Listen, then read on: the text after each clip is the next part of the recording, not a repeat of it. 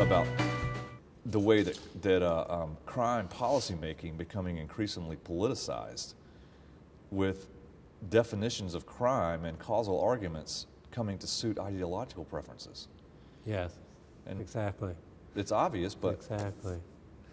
Yeah, well, you know, one of the interesting things about criminology as a field, that probably the most important event occurred in the 1950s when Edwin Sutherland coined the term white-collar crime, which is just a part of our everyday vernacular, right? Sure. But it's a sociological concept in its origins. And, you know, it really made criminologists realize that they couldn't just study street crime, that they had to turn the camera around and focus on the other larger part of the population. And in his classic book, White Collar Crime, Sutherland talks about trading with the enemy during the Second World War, but he doesn't talk about the Holocaust. Mm-hmm. And you couldn't, in the 1950s, really talk about the Holocaust in that way. Wow.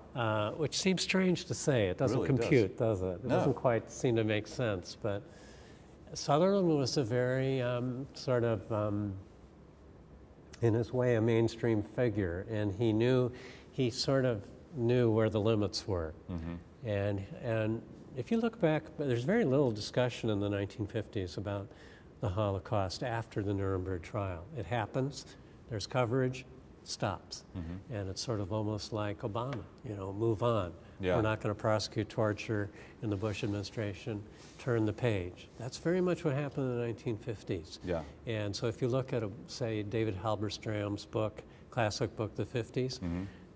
that thick, yeah. Turn to the index, no Holocaust, no Nuremberg, nothing of that. Mm-hmm.